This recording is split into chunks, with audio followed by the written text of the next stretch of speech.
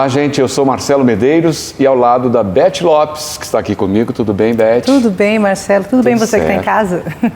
Nós vamos apresentar mais um episódio da série original Ao Mestre com Amor, uma produção original da Rádio Evangelizar para homenagear professores de todo o Brasil e o nosso Mestre Jesus.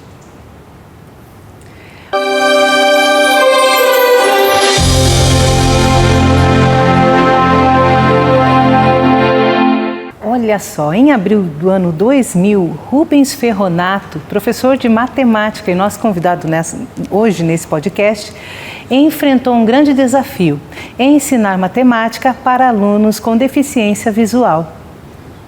A partir dessa inquietação, dessa vontade de ir além, ele deu um passo muito importante.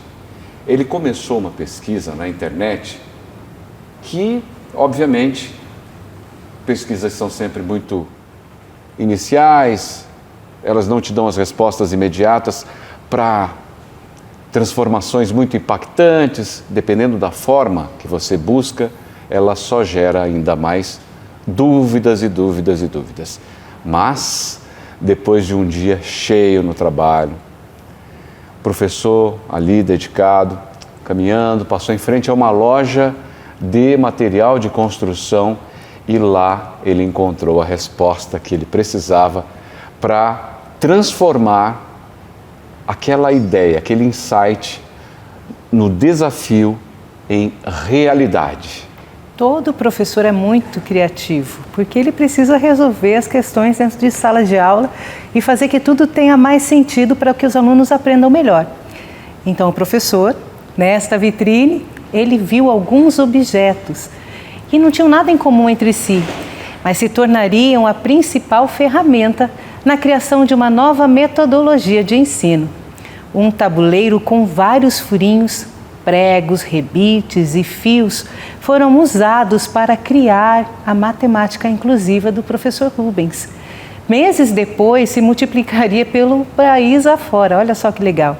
E a metodologia inédita foi eficaz e trouxe ótimos resultados em sala de aula. Professor de Curitiba, ele começou a ensinar transformando, criando, transformou a matéria em uma coisa muito simples.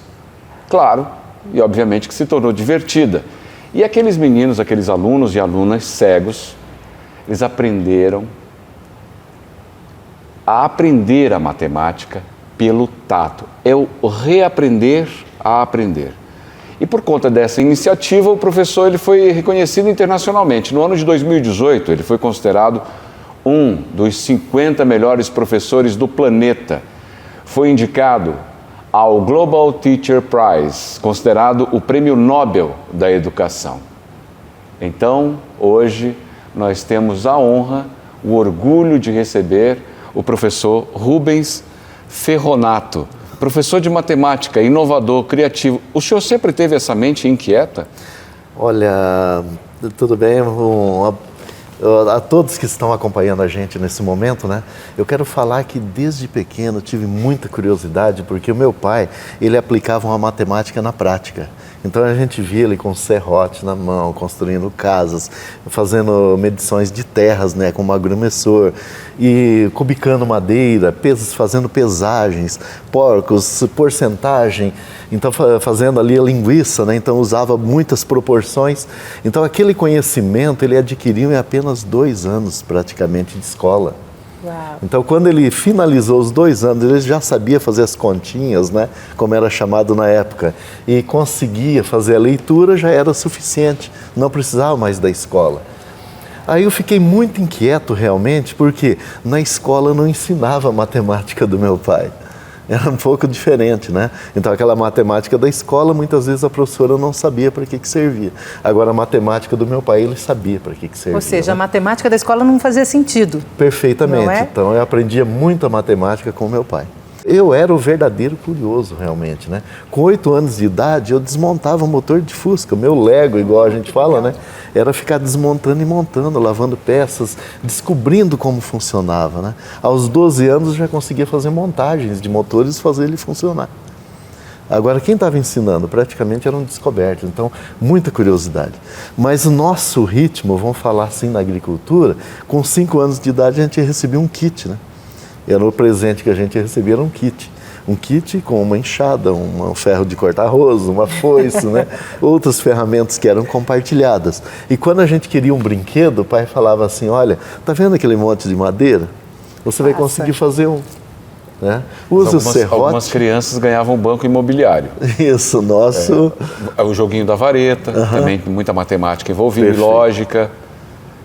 Isso. E o que o senhor construiu naqueles primeiros passos? Olha, a gente se for para voltar lá atrás, nessa construção do seu kit de presente de Natal do seu pai para o senhor, o que o senhor construiu? Qual foi a primeira ideia lá atrás? Olha, naquele momento era o trabalho, mas o que a gente queria realmente era fazer os nossos brinquedos. Como o pai incentivava, né? Você pode usar as ferramentas, não estrague e nem se machuque. E o legal é que mostrava, eu acho que essa figura paterna também mostra que tudo é possível, né? Sim, perfeito. É difícil, mas é possível. Então, a criatividade, eu digo que veio daqueles momentos lá com o pai. Então, mesmo que a gente, na infância, né, desenvolvendo trabalhos na agricultura, a gente ia para a escola, mas o sonho era voltar para casa e pegar aquelas ferramentas. E assim eu fiz o ginásio, né, que era chamado na época, eu fiz ensino noturno com 11 anos de idade. Com eu estava estudando 11 anos no ensino noturno. E não era um ensino noturno como hoje, onde nós tínhamos as crianças de mesma idade. Eu estudava junto com pessoas de 40, 50 anos. Por que essa opção em estudar à noite? Era a única opção, a gente morava a 12 quilômetros da cidade e o meio de transporte era um único que era feito com Fusca, na época do meu tio. Então nós tínhamos que reunir a família, os 5, né, que tinha a intenção de estudar, entrava naquele Fusca e ia para a cidade. E o senhor lembra bem dessa caminhada da sua casa até a escola? Sim, com certeza, todos os dias. Inclusive carregando uma enxada junto quando chovia para poder chegar de volta, né? Tapar os buracos da estrada. A corda, o pneu furado, então tudo isso passou pelo nosso trajeto. A matemática estava até no caminho da escola, né? Sim, todo. Então nós tínhamos que desenvolver a criatividade, fazer um trabalho muito grande envolvido com a matemática da vida, né, e a matemática da escola. Agora, o que chamou muita atenção um dia, o meu pai, com a baixa escolaridade, ele percebeu que nós tínhamos dificuldade nas somas e subtrações. Ele falou, vou resolver esse problema. Então nós recolhíamos porcos, galinhas, linguiça, alface, repolho, tudo que era produzido no sítio, queijo também, né? Levava para a cidade aos sábados. Então ele fazia todos os sábados aqueles 12 quilômetros com um carrinho para vender. E quando ele retornava, então ele trazia as ferramentas que não eram produzidas no sítio. E um certo dia ele falou, vou resolver esse problema. Ele apareceu com um baralho e falou, agora nós vamos aprender a escopa, que era a soma até o 15. Então você podia recolher cartas até o 15. Agora, qual era a intenção dele de ensinar escopa para a gente? Essa atividade começa a ficar um pouco mais severa, hein? Exato, mas... Eu fiquei fazendo um cálculo aqui, tentando abrir um baralho aqui, tentar encontrar essas figuras e... Perfeito. Ela é um excelente resultado, é um excelente exercício para quem quer um resultado mais... imediato. Em 3 dias nós não tínhamos problemas com somas. Hoje eu chego na escola e falo assim, quanto é 8 mais 7? Não sabe responder. Quanto que é 8 vezes 7? Pode usar a calculadora, professor. Eu acabei de fazer essa conta, só para deixar aqui. Na escopa era instantâneo, em 3 dias nós sabíamos todas as somas. 1 mais 3 dá 4, mais 5 dá 9, mais 6, 15. E recolhia as cartas, tinha que ser muito rápido. Então nós tínhamos uma habilidade fantástica, né? Fazendo com aquela brincadeira do jogo da escopa. E esse jogo, depois estudando, ele foi criado na Itália exatamente para resolver os problemas das somas das crianças. E o seu pai, com baixa escolaridade, assimilou isso. Uau, né? Que é a formação, né? A nossa base, né, Beth? É a família. Família. E aí, inspirados também, se formos... necessariamente olhar o nosso mestre Jesus, São José o ensinou. Sem contar, é aquela coisa do que nada se dá pronto, né? Exato. Nada se dá pronto, ensina a pescar, né? Perfeito. Dá vara, o anzol e ensina a pescar. Isso. Então agora eu criei o jogo da soma, né? Agora, que é o que nós vamos conhecer hoje. Não é não está aqui disponível. Estou falando, bem. Foi criada, criei há poucos dias o jogo da soma, para não usar o baralho, né? O jogo da soma do 0 ao 9, somando até 18, usando a própria Scopa como referência, né? Usando a mesma ideia do Scopa, para resolver o problema das escolas. Então a gente sabe que, às vezes, uma brincadeira resolve mais do que muitas e muitas aulas de decoreba. Uma brincadeira, e o que eu percebo com prazer. também, que quando você põe uma atividade para uma criança resolver, ela fica tão nervosa em resolver aquilo, e ela não consegue, não é porque ela não, às vezes ela sabe, mas ela não consegue desenvolver por aquela coisa, aquela pressão. Mas quando faz brincando, ela nem percebe. E a crença que se impõe, né? A crença imposta que matemática, Sim. a professora de matemática, o professor, tudo isso a criança vai dentro da realidade dela, a ingenuidade, muitas vezes, criando crenças limitantes que a tornarão uma pessoa média, que a tornarão uma pessoa que que tem medo de enfrentar a matemática e, se confrontada com a matéria, fica age com uma reação, né? como você citou, como você mencionou, Beth. Perfeito. Beth, eu vou precisar de uma mesa daqui em frente e a mesa dos coquinhos. A mesa dos coquinhos. Eu vou falar um pouco então, para o pessoal que está trabalho. ouvindo a gente na rádio, é assim, ó, o professor agora recorreu pedindo uma mesa de coquinhos. Quais são esses coquinhos? Só para a gente ilustrar para o pessoal de casa agora no rádio. A gente coleta no pé de coqueiro mesmo. Eu também uso as favas, uso o coquinho. Favas, então olha só, matemática. Coisas do dia a dia. Algo agora é interessante. Mas vamos fazer assim, em alguns instantes nós voltaremos para o próximo bloco com os coquinhos e falando mais sobre matemática inclusiva com o professor Rubens Ferronato. Você está ouvindo a Rádio Evangelizar. Deus em primeiro lugar.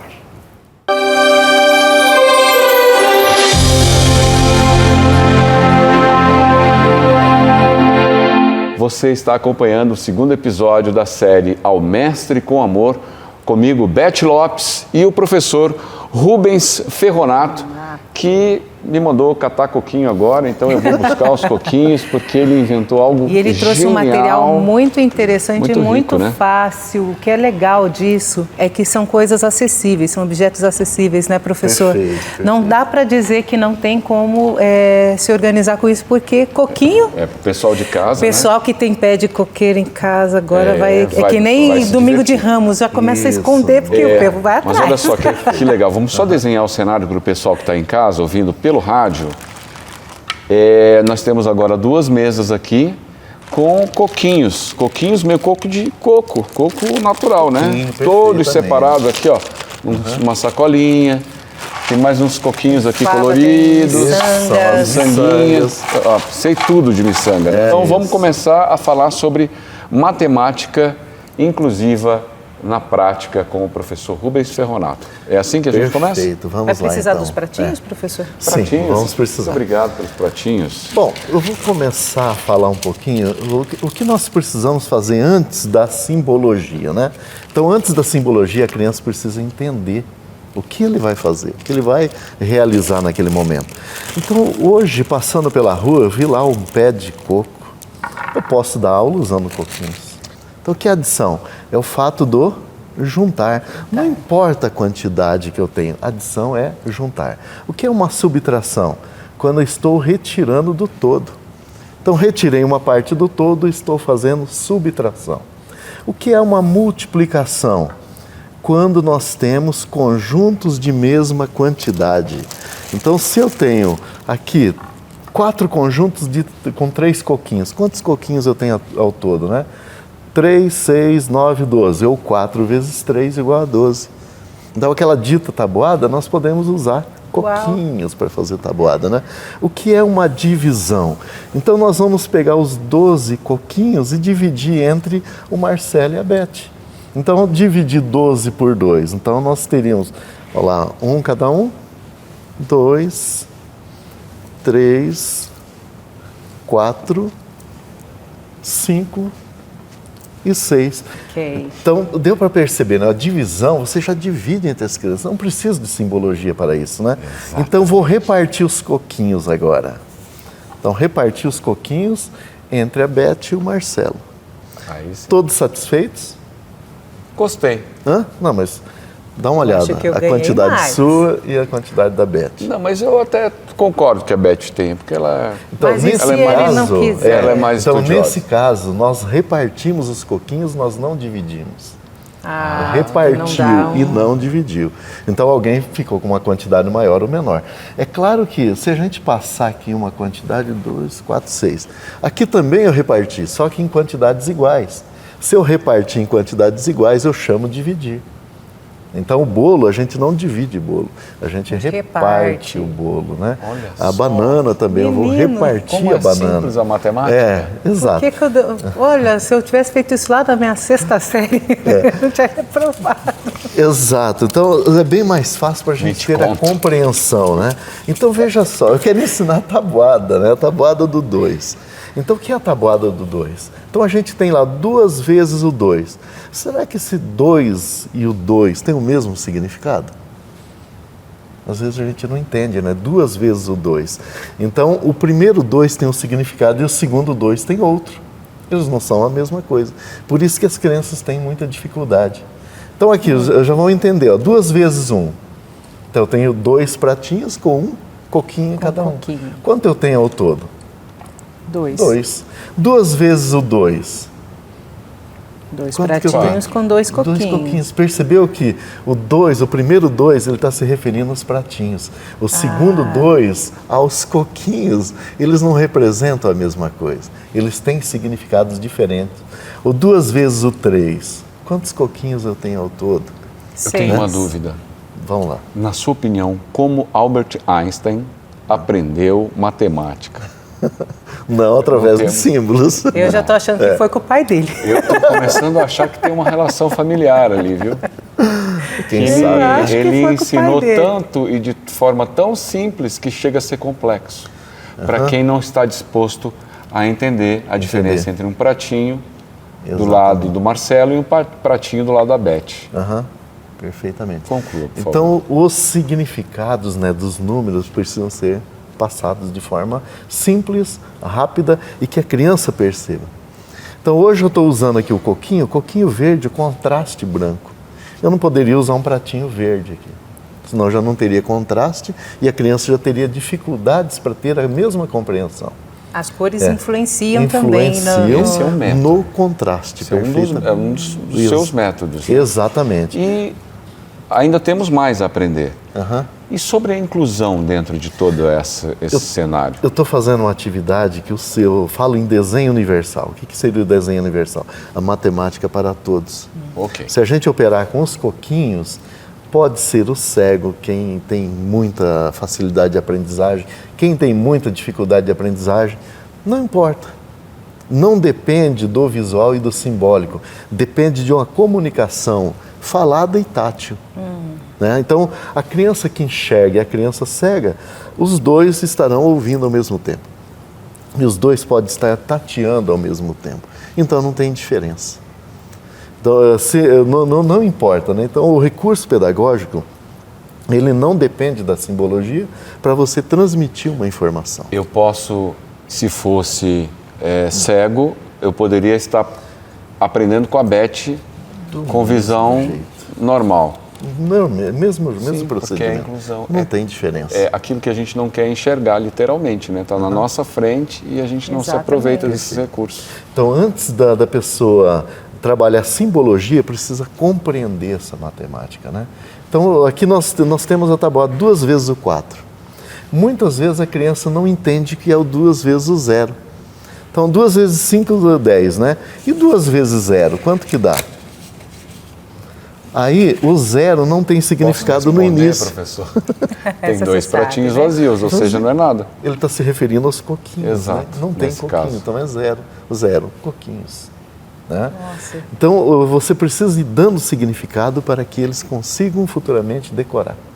Se eu soubesse o que eu sei a partir desse ensinamento, eu teria ensinado matemática para as minhas filhas, porque elas são Não é? muito boas e eu sempre veja tentei me incluir. Exato. Então veja aqui, o número 7, né? Uma quantidade de 7 coquinhos. Quantas maneiras diferentes eu posso ter o número 7? Ele, em forma de soma, né? Ele pode ser o 6 mais 1, o 5 mais o 2, o 4 mais o 3, o 3 mais o 4. E você brincando com o número 7, você teria quantidades, né? A criança aí memorizando essas quantidades, observando. Eu acrescentei 1, agora eu tenho 8. Como eu posso somar 2 números para que dê 8, né? É 1 mais o 7, o 2 mais o 6, o 5 mais o 3. E assim você vai manipulando até o 10, o 11, o 14, o 18, que é o máximo que uma criança tem que aprender decor. Se eles não souberem decor, ele não consegue perceber a matemática. Então, necessariamente, uma criança tem que saber as somas até 18, que é o 9 mais 9, a maior soma. Isso é uma educação também relevante para os pais. Total, imagina. Eu acho assim, é interessante assim que também não é um decoreba que a gente aprendeu, a tabuada 1 vezes 1, fazer aquelas tabelinhas, aquelas né? cruzadinhas. É diferente, assim, e se os pais têm esse conhecimento, quando chega o dever de casa, meu Deus, como é mais fácil de ajudar. Sim, a criança chega com um saco de sarrapilheira cheio de coco grande para brincar com os pais, cara. Agora, pensa bem. Veja só, eu vou fazer um trabalho agora na base 10. Nós trabalhamos na base dos dedos. Tá bom. Então você chega ali e faz a contagem, né? Então tem lá 1, 2, 3, 4, 5, 6, 7, 8, 9. Eu tenho 9 símbolos que representam quantidades e o 0 é a ausência. Chegando o próximo coquinho, ele não pode ficar na posição das unidades. Então esses coquinhos passam para um saquinho, formando uma dezena. Então nesse momento eu tenho a dezena. O 1 e o 0. Realmente o que significa 1 e 0? Um pacotinho. O que é dezena? São 10 dentro dele, né? E assim eu continuo fazendo a contagem. Eu acho muito bacana a gente fazer a contagem até o 31, que são os dias do nosso calendário, que a criança está visualizando desde pequena. Então ele aprende até o 31. Depois do 31 é consequência. Ele já compreendeu um processo e ele já fez a recursiva. Então, continuando, vocês podem contar junto comigo agora. Tá bom, vamos lá. Então, separar os coquinhos, tem Não. uma chave no meio. Isso, tem uma dezena de classe. coquinhos num saquinho plástico. Isso. Vamos começar então, Beth. Então, eu tenho quanto aqui? 1. Não. 10. Dezena, né? Uma dezena. E 1, não é isso? Isso. Sim. Como que nós chamamos esse número? Pelo amor Menina, de Deus. tô me expondo. Não dá para errar agora, Beth. Não é o 11 que a gente tem em quantidade? Exato, é dezena mais 11. Isso, 11. E agora? 12. 13. De repente fiquei com medo. 14. Foi a pressão do coleguinha. 15. Sim. Muito bem. Vamos lá. 16. O Marcelo pode contar também, então vamos ver 16. Se ele aprendeu. Ele não quer se expor, não. 18.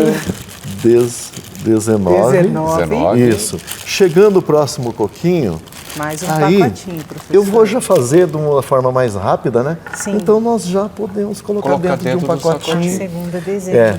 E assim eu tenho 2 e o 0, que é o 20. Né? E nós vamos então fazendo contagem até chegar. Vamos fazer já de uma forma rápida, né? Sensacional essa atividade para os pais, para começarem a promover na criança o hábito e o gostoso de aprender uma matéria. E aqui estamos falando sobre matemática. Agora imaginem essa matéria sendo transformada também, criada, o ensinamento criado de outras formas para matemática, para português, para... Imagine quantos métodos existem. Existe essa preocupação realmente na escola de se trabalhar não só unicamente uma matéria, né, mas interdisciplinar, que chama, né, professor? Isso. Várias matérias naquele mesmo... E nós chegamos então aqui nesse momento aprendendo 2 dezenas, mais... Aqui nós já temos 3.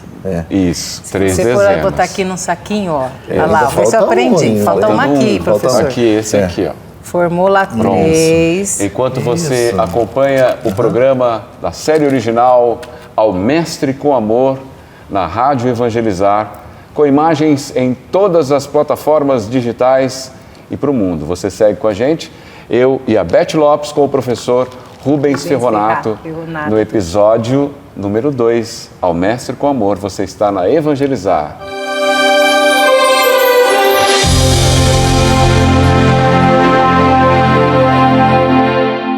E nós estamos aqui na Rádio Evangelizar, aprendendo matemática. E que vontade de voltar alguns bons anos para trás, né? Para ver se a gente aprendia matemática direito. Se eu tivesse os saquinhos de coquinho que estão aqui em nossa frente hoje, eu estaria construindo pontes. Detalhe, na nossa infância, eu acredito que tinha mais coqueiro que hoje, né? Ah, muito mais, né? Se não tivesse, a gente daria um jeito, né? E os professores iam estar regados. É isso aí. E a gente aqui com o professor Rubens Ferronato, aprendendo dezenas. Perfeito. Então veja só, nós finalizamos aqui o calendário, né? O 31. 3-1. Então o que é esse 3-1? Então a criança, ele já percebe que aqui dentro tem 30 coquinhos, né? Mas eles estão organizados em forma de dezenas, ou seja, quantidade dos dedos. Assim eu posso continuar, então eu tenho lá o 32, 33, 34, 35. E agora? 45. 55. 65. Opa. Eu já ia começar a interromper, porque nesse saquinho só tem 3. Já era outra atividade. Tô ligado. Aqui, ó. Agora eu tenho 85, né? Para ilustrar para o pessoal que está acompanhando pelo rádio, nós temos aqui saquinhos de plástico com 10 coquinhos naturais mesmo. Onde o senhor colheu esses coquinhos? Lá próximo de casa, na beira da rua. Era para o senhor falar na minha casa. Era em frente. É em frente, tá certo. Do vizinho. É por um bem muito maior, são os coquinhos dentro de saquinhos. Estamos aprendendo aqui de forma lúdica, criativa, inclusiva, a reaprender, a aprender a matemática. Perfeito. Mas o senhor tem muito mais histórias para contar. Isso. Eu vou finalizar aqui só essa parte, daí nós vamos entrar já nas próximas. Vamos Pode a ela, ser? por favor. Eu quero só chegar na centena aqui, Certíssimo. né? Eu tenho aqui 82, 4, 6, 86 coquinhos. 87, 88, 89, 99. Chegou o próximo coquinho, o que vai acontecer? Vai virar uma centena. Vai virar uma dezena, esses coquinhos, né? Vai virar uma dezena para abrir uma nova contagem. Isso. Agora, eu Olha passo... só, vai ter Mas nota. Tá avançado, No final vai ter nota, tem que ter pontuação aqui. Perfeito. Então, veja só, essas 10 dezenas passam agora para um saquinho a maior. formar um saco maior, perfeitamente. Olha só, que nexo que isso faz. Lembra sobre o nexo que eu falei para vocês? Perfeitamente. Então agora nós temos uma centena. Então fechando aqui a centena, ela é 1. Então quem é o número 100 ou 100? Ele é um saquinho maior fechado com 10 saquinhos pequenos 10 saquinhos pequenos dentro dele.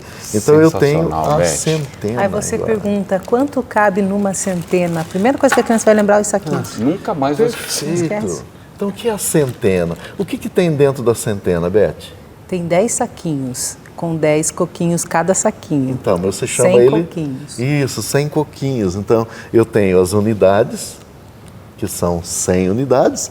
Eu tenho 10 saquinhos, são 10 dezenas dentro de uma centena. Tanto que... E assim, Gente, olha só, o cérebro, ele é um músculo elástico. Exato.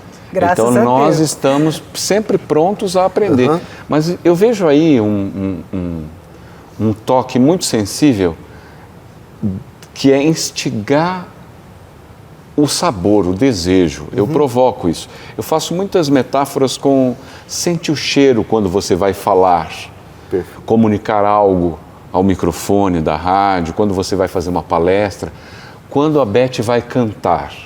Eu consigo imaginar o cheiro da música que ela está cantando.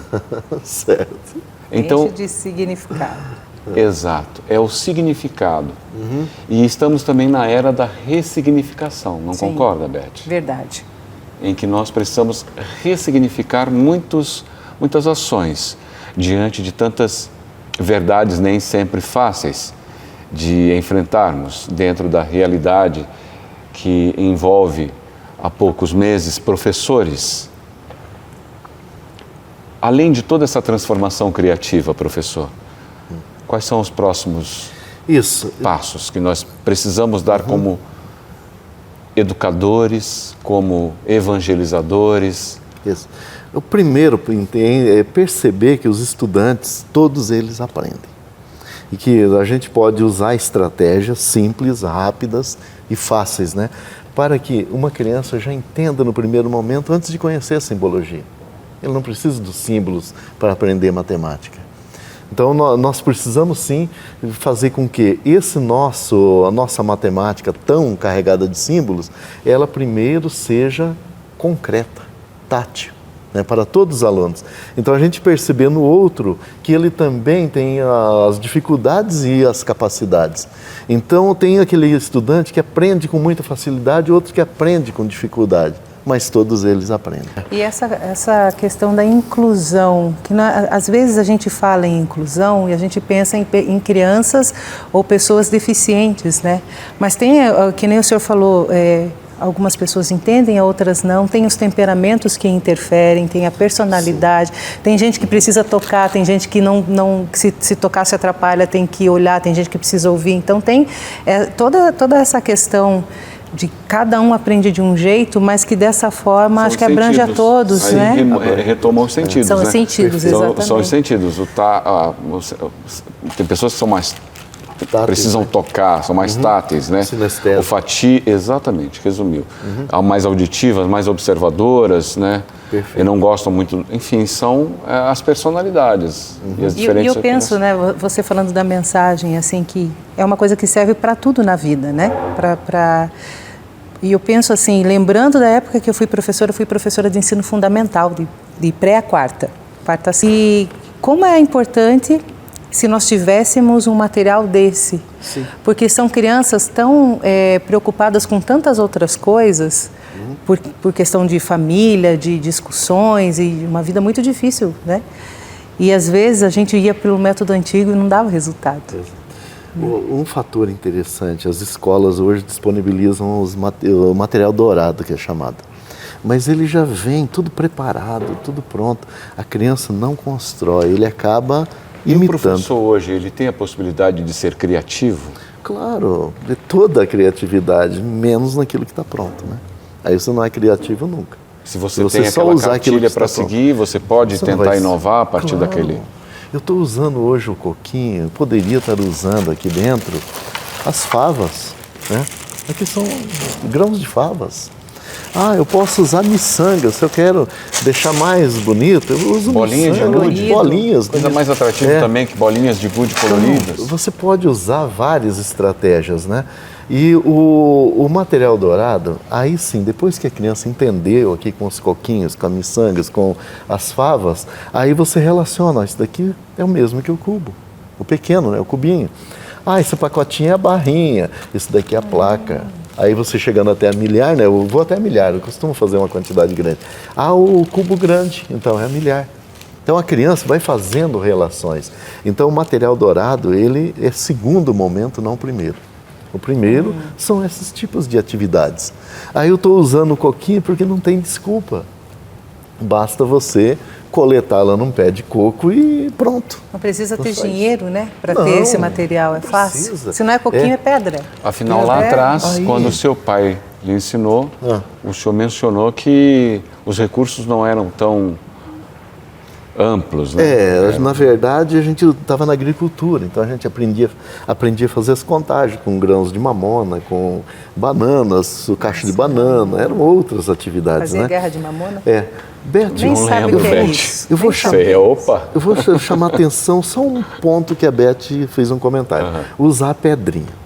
Então, nós precisamos analisar quais são as memórias da criança. Se ela tem prazer em tocar naquilo ou não. Eu uso muito a balinha também. Até se vocês entrarem no meu Instagram, que é Rubens Ferron, aí vocês têm aulas usando balinhas. Agora, por que a balinha? A balinha é algo que a criança tem uma memória. Estimula, ela estimula. Né? Sim. Você fala o nome balinha, chama atenção na hora. A gominha. Isso, a goma, né? O jujuba, né? Então eu usava jujuba, o amendoim, a balinha, né? Então são situações que agradam a criança. Certo. Quando a gente pensa na balinha, você tem um prazer. Quando você pensa no coquinho, você tem um prazer. Quando você pensa na pedra, você tem um joelho ralado. Pode não trazer uma memória boa. Memória né? boa. Relacionado à memória afetiva. A memória, perfeitamente. Então, tudo funciona, mas eu preciso analisar qual é a memória que a criança tem em relação ao objeto que eu estou trabalhando. É muito interessante, Que né? legal. Como que eu preciso, eu tenho disponível, mas ele vai fazer uma diferença? Foi ótimo você falar da pedrinha, porque a pedrinha, ela funciona, mas eles não agradam as crianças. O próprio tato, né? Essa indicação é a partir de quantos anos? Se fôssemos Olha, iniciar uma aula hoje com um grupo de crianças, a partir de qual faixa etária? O meu menino começou com 2 anos. Esse tipo de atividade. Porque é muito a questão tátil também, né, Beth? Com uma criança, ela quer pegar, quer colocar na boca. Sim. E aí a gente tem que estar atento a esse cuidado Isso. também. Então, por que eu estou usando esse tipo de miçanga? Facetadas, né? Elas não rolam. Não rolam. Se eu botasse bolinhas aqui, elas estariam espalhadas pelo chão nesse momento. Então, eu tenho que analisar Detalhezinhos os que fazem detalhes. toda a diferença, não? Perfeito.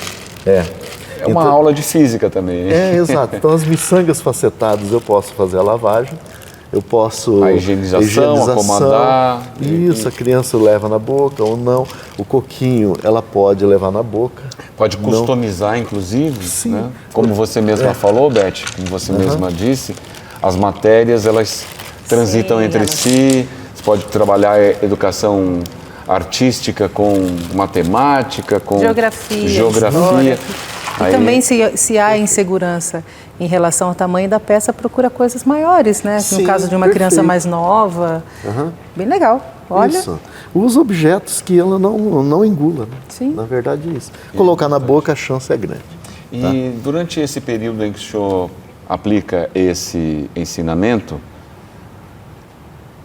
o que mais o emocionou? São os Emoção. resultados. A emoção na essência, aqui dentro. Vamos imaginar assim, de ver o estudante lá fazendo um concurso ser aprovado, fazendo um vestibular e ser aprovado, igual aconteceu com o Lucas Radaelli, né? Passou aqui na Federal, entre os melhores, formou entre os melhores. Hoje é programador da Google, o cara é totalmente cego.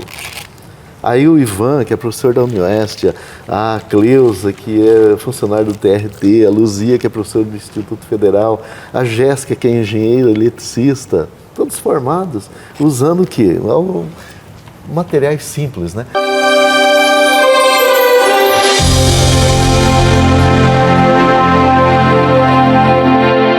e nós estamos aqui na Rádio Evangelizar com o professor Rubens Ferronato, nos dando uma aula, nos dando uma surra de matemática, com coquinho e tudo. O que é esse negócio aí na sua Olha frente? só, nós Marcelo?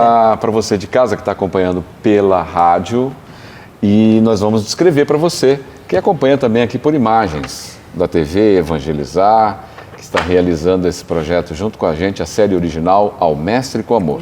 Nós tínhamos aqui uns saquinhos com coquinhos, favas, aprendemos sobre Miçangas, as dezenas, centenas, aprendemos muito e nos divertimos. E agora temos aqui uma caixinha azul com fundo branco, furadinha e uma circunferência, lembra uma tampinha, também furadinha.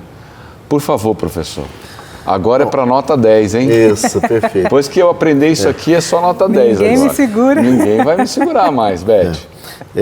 No ano de 2000, 98, eu tive o primeiro estudante cego, né? Eu não sabia falar com o cego.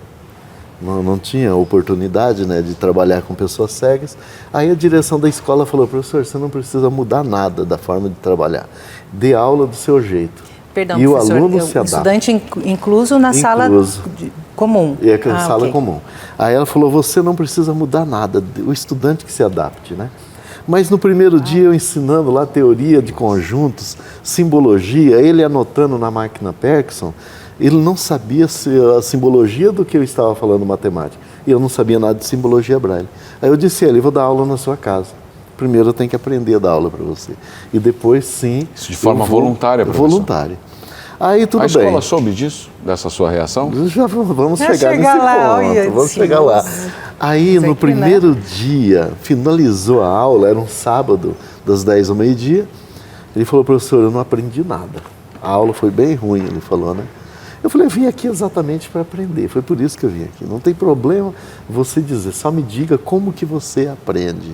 Ele falou, eu aprendo quando você fala do meu dia a dia e não do que está escrito em livros e do que você sabe.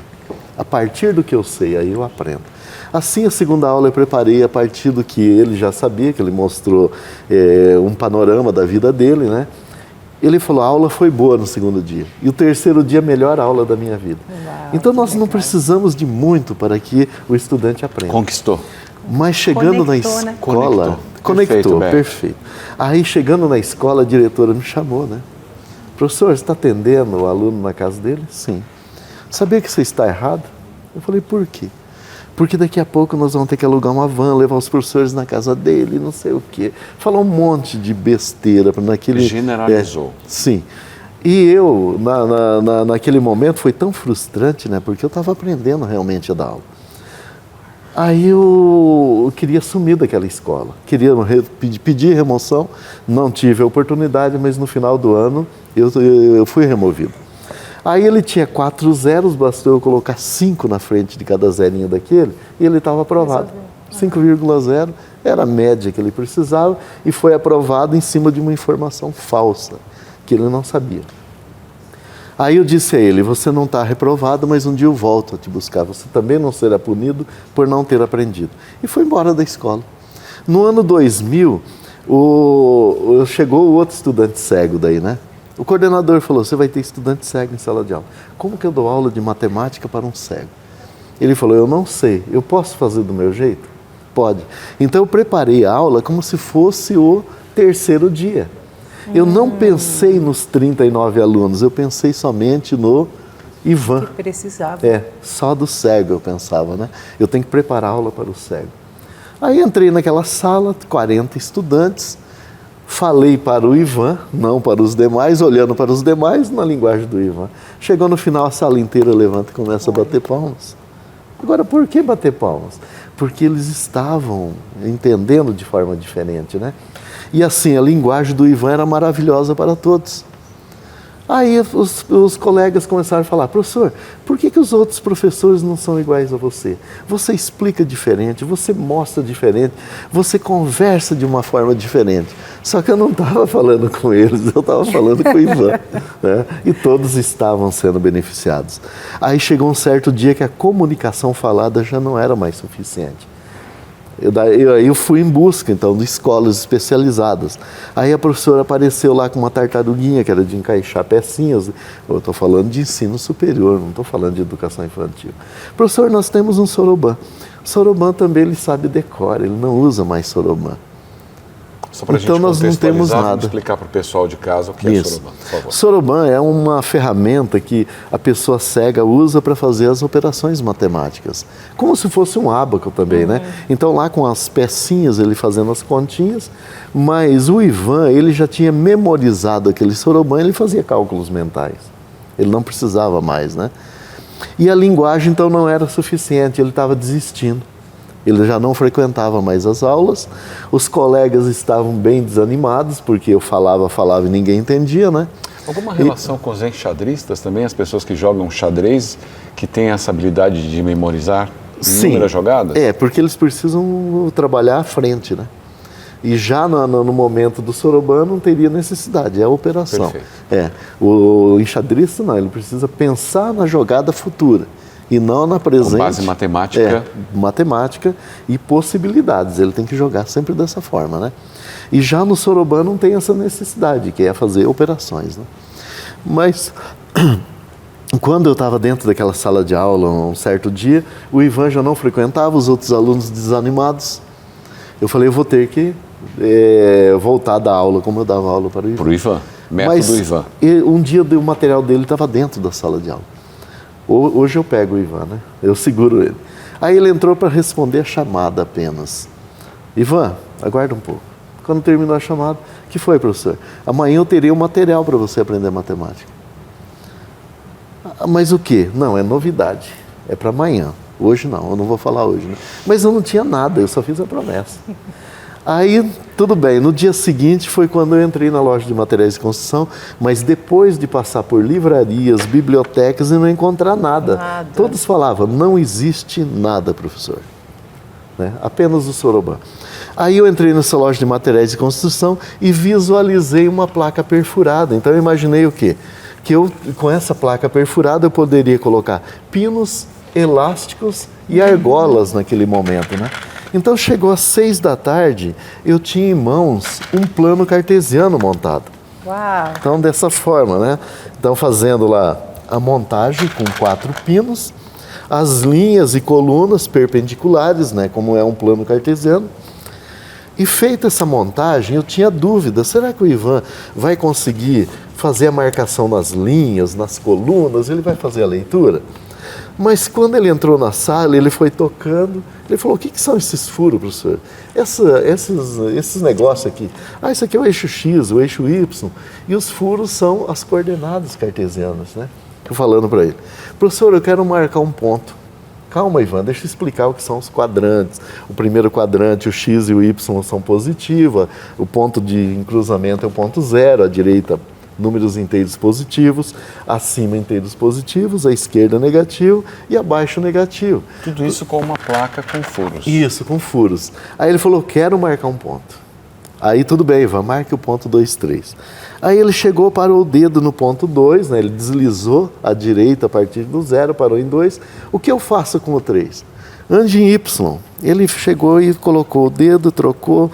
Eu estou aqui fazendo a simulação, né? E ele marcou o ponto 2, 3. Aí ele ficou um tempo parado, né? Eu imaginei, será que ele achou uma coisa tão besta, né? Eu imaginei assim, da forma que a gente imagina. Daí ele falou, professor, você acredita que os meus professores disseram que eu nunca ia conseguir marcar um ponto no plano cartesiano? Uau. Que eu não, e se eu aprendesse isso não ia servir para nada na minha vida? Professor, deixaram de me ensinar e está me fazendo falta. Porque hoje eu estou sofrendo porque não me ensinaram. E hoje eu vou ter que aprender o que eu poderia ter aprendido quando eu estava lá na escola, lá no interior onde eu morava, né? E assim, então, ele localizou pontos no plano cartesiano, todos, tal, fez retas, e nós entramos na sala ao lado. E nessa sala, ninguém falava o nome Ivan. Ivan era algo estranho. Até eu chamava ele de Moisés, muitas vezes. É o Moisés da turma, né? Agora, por que o Moisés da turma? Nós entrávamos no canto esquerdo e ele sentava à direita. Então, quando ele entrava na sala, aquele barulho da bengala abria um corredor. Abre um mar. Ele sentava, né? Ele chegava na carteira e sentava. Pela fé que Moisés abriu. Abriu. Não é? Ele falou, vai e confia em Deus. Todo mundo foi. É. E quando ele levantava, ele pegava a bengala, a sala inteira ficava em silêncio e abria aquele corredor de volta. Ele batia a bengala no chão, abria aquele corredor. Já se abria o mar para ele. O cara tem perfil de liderança absoluta. Gente, então veja só como que foi a reação dos colegas. Então eles não queriam saber, professor, o que é aquilo na mão do Ivan, o que ele vai fazer? Calma, gente, pergunta para ele. Saber. Mas ninguém falava o nome Ivan.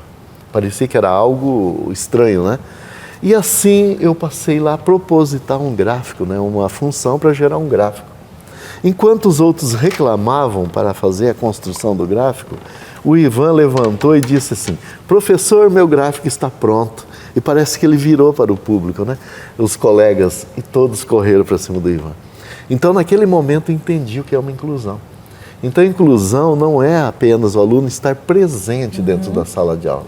Todos queriam saber como que você localizou, como que você marcou, como que você identificou, como que você faz a leitura desse gráfico. E eram tantas perguntas que eu fiquei só observando. Aí, no final daquela aula, a sala inteira estava junto com o Ivan. Isolado, e passou a ser alguém de destaque daquele grupo. Então, no corredor, quando tinha lá um grupo de pessoas, o Ivan estava no meio, na cantina, na biblioteca, no laboratório, no caminho do ponto de ônibus, no karaokê, no churrasco, no futebol. Apaixonadas pelo Ivan. Mudou. O Ivan era outra pessoa, né? E todos queriam saber quem era o Ivan. Perfeito. Então, aquela placa que eu achei que não servia para nada, transformou a aula do Ivan. E os colegas, professor, quando você explica para o Ivan, a gente aprende melhor. Então, veja só, então, isso mudou o comportamento de um grupo inteiro de uma faculdade, e não apenas daquele grupo. E assim a história espalhou pelo Brasil e hoje pelo mundo, inclusive, né? Agora, veja só, a gente não se atém a detalhes tão simples e acaba ensinando de forma complexa. Eu vou perguntar para vocês agora aqui do grupo, o que é um número quadrado? Enquanto vocês ficam pensando ali, vocês não sabem o que é um número quadrado? O áudio está com problema, Beth? Alô? Alô? Tá, Ei, então tudo bem. Lembra aquelas vinhetas antigas? Vamos interromper a nossa programação por falhas técnicas. Tudo bem. Então veja só, o professor ensina que o número quadrado é o número multiplicado por ele mesmo. E é claro que tudo isso é uma técnica, porque nós estamos apresentando na Rádio Evangelizar para todo o Brasil. Sim. E também para os nossos seguidores nas redes sociais para o mundo. Estamos conversando com o professor Rubens Ferronato, a série original Ao Mestre com Amor. Com Amor. Eu e a Beth Lopes. Beth, aprendendo matemática hoje. E essa vinheta foi justamente para Passando desconversar. vergonha. Para a gente desconversar. Vamos lá, professor, número quadrado. Tudo bem. Então veja só, o professor ensina que por regras, que é o número multiplicado por ele mesmo. Isso não carrega significados, né? Nenhum. Então, se você dispor em linhas e colunas, 2 linhas por 2 colunas, com 4 pinos eu formo um quadrado. Então o 4 é chamado de quadrado porque ele, disposto em linha e coluna, forma quadrado. Então assim eu posso agora continuar formando números quadrados, né? Então se eu perguntar para vocês qual é o próximo, às vezes fica com dúvida, fala que é o 6, fala que é o 8, mas na verdade... Ele vai sempre formando no sentido de um quadrado. O 9 sim, 3 linhas por 3 colunas. Por isso que, pela regra, multiplicar o número por ele mesmo, né? Uma pergunta, professor, o senhor patenteou essa ideia? Sim, essa ela aula? foi patenteada. Patenteada, é sim, importante a gente claro. mencionar, porque é uma ideia muito criativa e de forma simples, que inspire também outros educadores. Sim. Então veja só, eu tenho aqui o próximo, já fiz a montagem enquanto nós estávamos conversando, né? Eu estou com o 16, eu formo em 4 linhas e 4 colunas. Então o 16 também é quadrado. O próximo é quem? Se eu tenho 5 linhas por 5 colunas, que seria 25. Agora, o que é uma raiz quadrada? Também entrou um barulho aqui Tivemos uma falha na nossa... falha. Alô? Foi assim? Acho que está saindo. Vamos para o intervalo agora ou seguimos? Tá. Seguimos. Vamos seguir. Pronto, já desconversamos. Isso. Professor. Quando nós falamos raiz para uma criança, essa criança pensa em planta. Quando você pensa em raiz na língua portuguesa, a origem da palavra, né? E quando nós falamos raiz na matemática, a gente está falando de uma base também, né? Então, o que é a raiz do 16? A raiz do 16 é a base do quadrado formado por 16. Não te falei isso no intervalo? Eu te falei. Beth, Então, veja tem só. toda a razão, mas você esqueceu de me contar que teria que ter 16 pinos. Pinos. Então, a raiz do quadrado não deveria ser chamada raiz quadrada, e sim raiz do quadrado. A raiz de 16, ele tem 4 na base, é o 4. A raiz do 9... é o 4. Exato, a raiz do 9 A raiz do 9 é o 3, a Nossa raiz do Senhora. 4 Caramba. é o 2. Temas simples. Nossa, eu vou para a ensinados próxima de forma... reunião Tô emocionada. preparado.